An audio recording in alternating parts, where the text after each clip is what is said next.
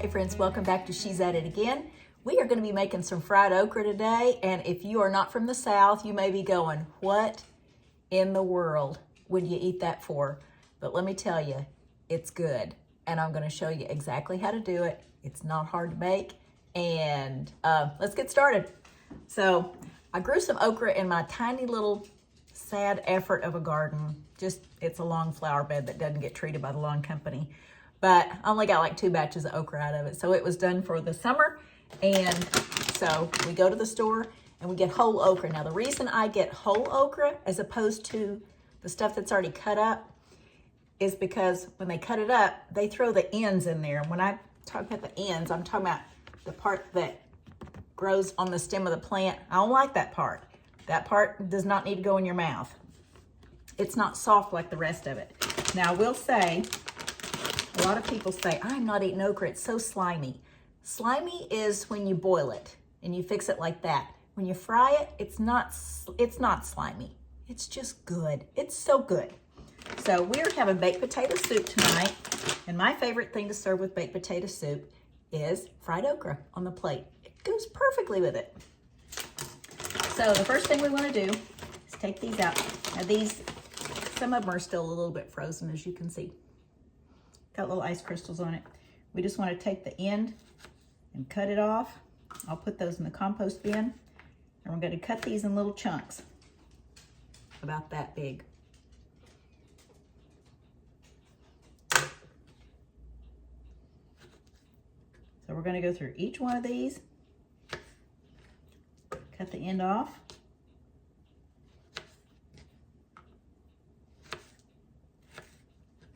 So each pod is going to be about 3 pieces.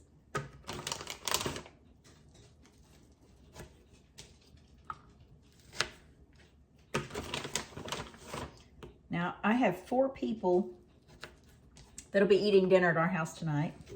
Well, including my husband and myself. Zoe, calm down. You're not getting any of these. But I've got 2 12-ounce bags. See, 12 ounces. I think that feeds about 4 of us. We eat a lot of this stuff. It's so good. We had baked potato soup for lunch yesterday after church, and we had 3 lunch guests over, and we almost ate all of it. And we're pretty hefty eaters. So when they say this serves like 6 people, that's not true. Somebody from a different place other than the South printed this bag, and they don't know what they're talking about, because we like our fried okra, and that would not serve 6. It might serve 6 Northerners, maybe, not 6 Southerners.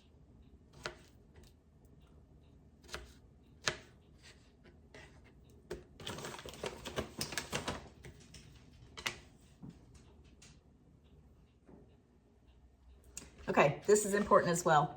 You want to cut up your okra and put it in a bowl that has a tight-fitting lid with it. So we're going to toss this in some cornmeal in a minute. Next ingredient, salt. And you want this to go on there before you put your cornmeal on, because if you put it on after your cornmeal, it's just going to sit on the outside. And if the cornmeal falls off, then the salt falls off. But you want your okra to be well seasoned. So with 2 bags of okra, I'm going to put about a teaspoon of salt in there. You can always put more on later if you want to. Looks like one end sneaked in there. Got to pick that out. You can always add more, but you can't add less, and you don't want to oversalt it. So we'll go with about a ½ teaspoon of black pepper as well. If you don't like pepper, then leave that part out. But very little seasoning goes into this. Okra can carry its own with its great flavor. Now, we'll toss this around. I'm going to put the lid on it.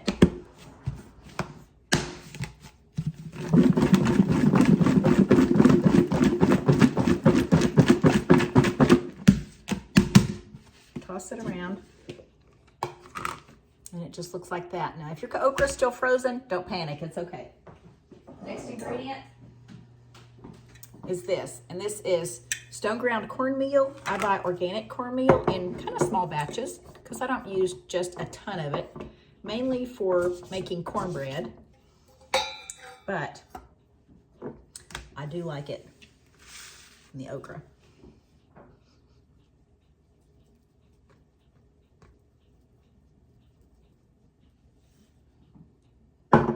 We don't want to put so much on there that you're wasting it, but you want to get enough on there to where each piece has a good coating on it. Gently toss that around.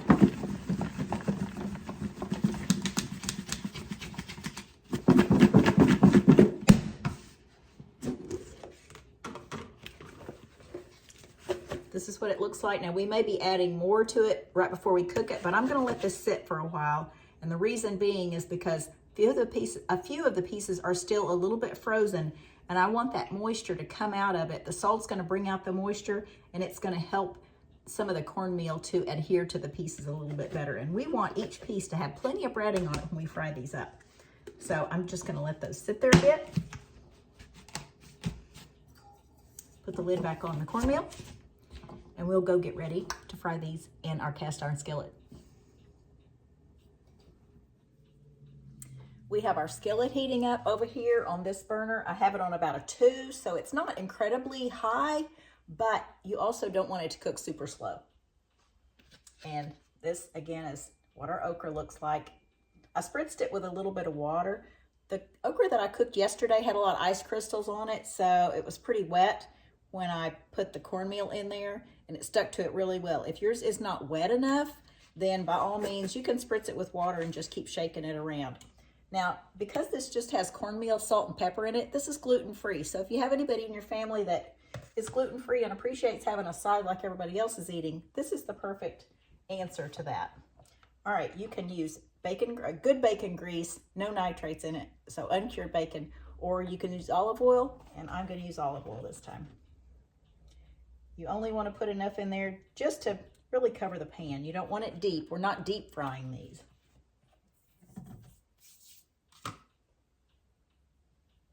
And to check and see if your skillet is hot, just get a little piece of some, drop it in there, and when it sizzles really well, that's when it's ready.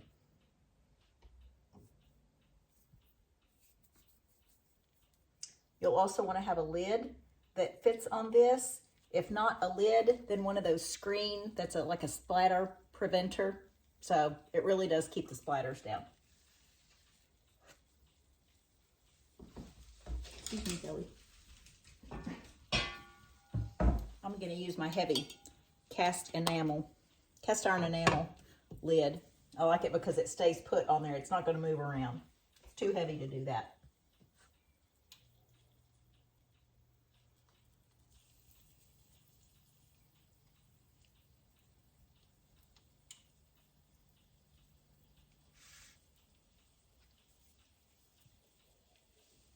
Fun fact about okra is it is related to the cotton plant as well, and also hibiscus and to cacao. Now, I did not know about it being related to cacao until recently, but I did know that it was related to cotton and hibiscus, which when you look at a flower on an okra plant, it looks just like a hibiscus flower. It's really pretty.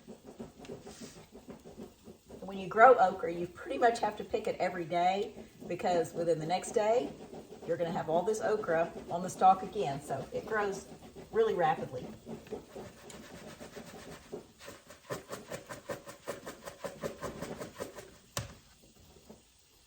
All right, I think our skillet's hot enough. Now you can dump all this in there at once if you want to. I'm just going to start dropping a few pieces around in there because I don't want the temperature of my oil to drop drastically and then it just cooks slow. I want it to stay hot. So just adding a few pieces at a time keeps it from dropping temperature too quickly.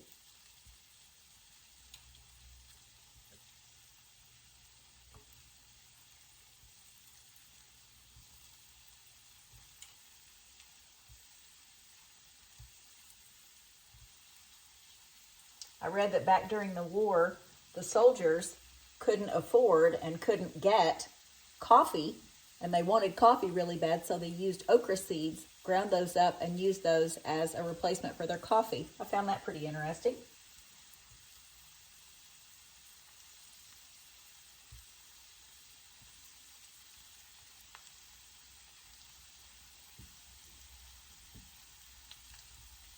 The leaves of okra are also edible. I've never had any before, but I know they are edible.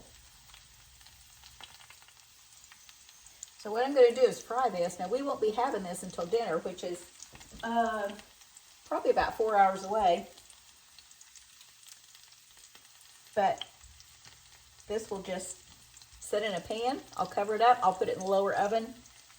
And I'll just reheat it in the oven when it's dinner time. And it reheats absolutely beautifully.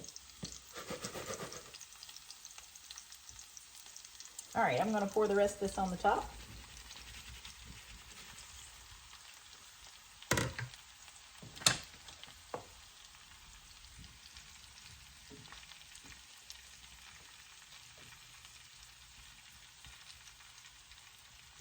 We'll stir this every once in a while just to keep it from burning on the bottom.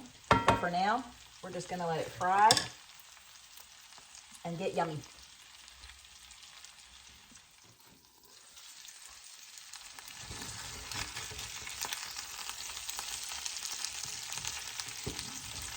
When you turn it over, you just want to be gentle enough where you don't knock all the breading off.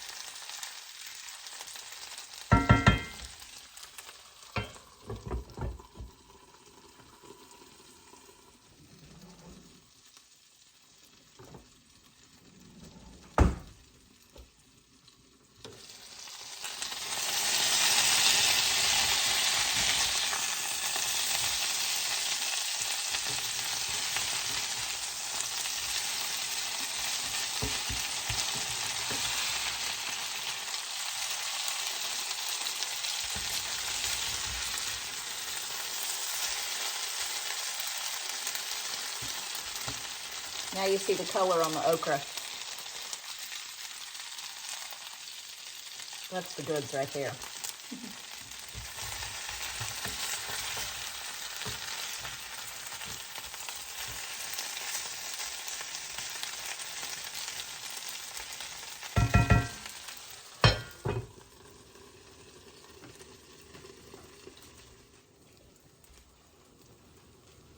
Once your okra gets to a certain point to where it's cooked and it's tender inside, you want to take the lid off. That will kind of give it some more dry heat instead of just being super wet and humid inside the skillet, and it'll help the breading crisp up a little better. Woo! Now that was a loud pop.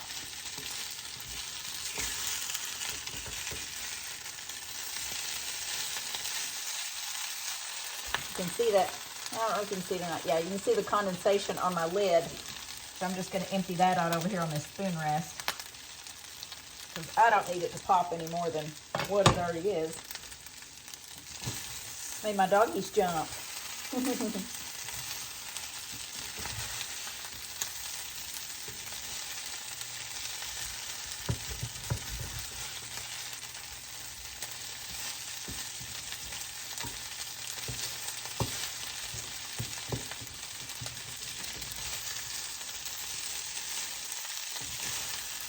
The heat inside the whole interior of the skillet is going to help that okra to get tender, the heat from that. But ideally, each piece of okra would be sitting on that hot surface of that skillet to brown the cornmeal on it, to brown the breading, and that's what gives it that really good crispness.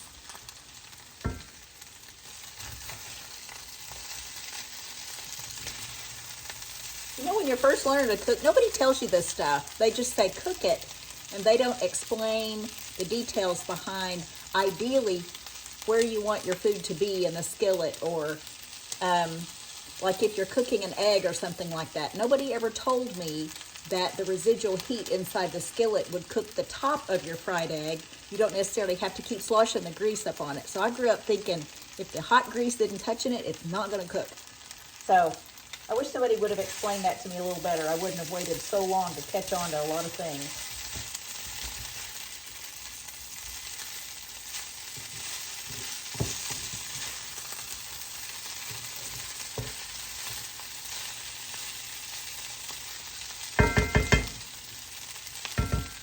Okay, we're gonna let that cook just a little while longer, and then we'll turn our skillet off and let it cool down, put it in a pan, and then we'll heat it up later for dinner.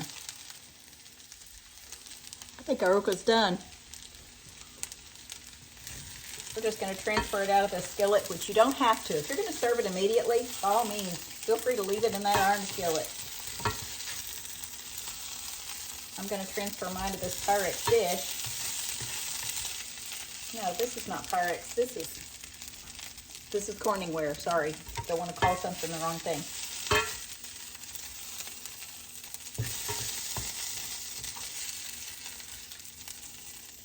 Basically an oven-proof dish, heat-proof.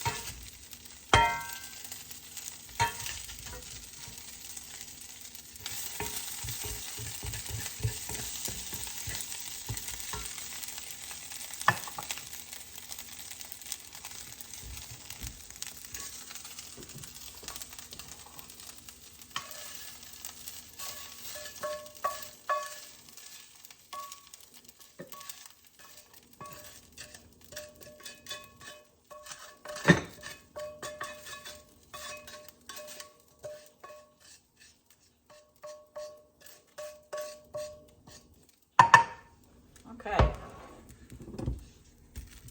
it is done. And now we just have to wait till dinner to eat it. So this is what our okra looks like. Give you another picture of it. Thanks for joining us, and we look forward to sharing something again with you real soon. Pick somebody some okra. I think you're gonna like it. See ya, bye.